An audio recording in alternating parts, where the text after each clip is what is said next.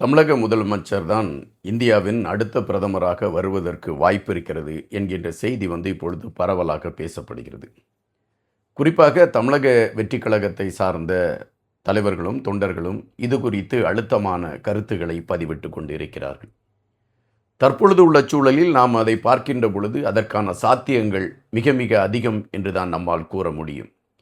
காரணம், தமிழகத்தை தாண்டி கர்நாடகம், கேரளம் மற்றும் ஆந்திரா போன்ற மாநிலங்களெல்லாம் தமிழக முதலமைச்சருக்கென்று ஒரு தனித்த செல்வாக்கு இருக்கிறது.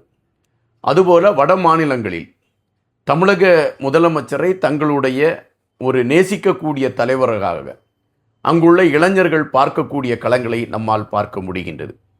எனவே அடுத்த பிரதமர் என்கின்ற நிலைப்பாட்டை நோக்கி நகர்ந்து கொண்டிருக்கிறது தமிழக வெற்றிக் கழகத்தின் தலைவரும் தமிழக முதலமைச்சருடைய பெயரும். இந்த சூழலில் கனிமொழி அவர்களை பத்திரிகையாளர்கள் சந்தித்து இது சார்ந்த ஒரு கேள்வியை கேட்கிறார்கள். அப்படி கேள்வியை கேட்ட பொழுது கனிமொழி அவர்கள் அதற்கு ஒரு பதிலை கொடுக்கின்றார்.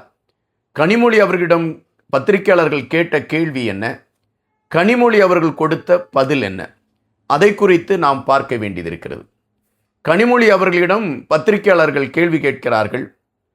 அதாவது அடுத்த பிரதமர் விஜய் அவர்கள்தான் என்று அவர்களுடைய கட்சியை சார்ந்தவர்கள் குறிப்பிடுகிறார்களே, அதை குறித்து நீங்கள் என்ன நினைக்கிறீர்கள் என்று கேட்டபொழுது கனிமொழி அவர்கள் அதற்கு குறிப்பிட்ட பதில், இதை நீங்கள் காங்கிரஸ் கட்சியினரிடம் கேட்க வேண்டும்.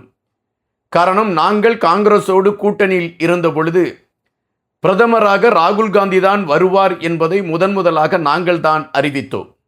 காரணம், நாங்கள் கூட்டணி என்பதை மையப்படுத்திய கருத்துக்களை விட பிரதமராக ராகுல் தான் வர வேண்டும் என்பதில் நாங்கள் உறுதியாக இருந்தோம். இப்பொழுது தமிழக வெற்றிக் கழகம் காங்கிரஸோடு கூட்டணி அமைத்திருக்கிறது. இந்த சூழலில் பிரதமராக விஜய் அவர்கள்தான் வருவார் என்று சொல்கிறார்கள் என்றால் இதற்கான விளக்கத்தை கொடுக்க வேண்டியது காங்கிரஸ் பேரியக்கத்தை சார்ந்தவர்கள்தான் என்ற கருத்தை அவர் பதிவிட்டிருக்கிறார். அப்படி என்றால் தற்பொழுது உள்ள சூழலில் விஜய் அவர்களை மையப்படுத்தி ஒரு தேசிய அளவிலான அரசியல் நகரத் தொடங்கி இருக்கிறது என்பதைத்தான் நாம் இங்கு பதிவு செய்ய வேண்டியதாக இருக்கிறது.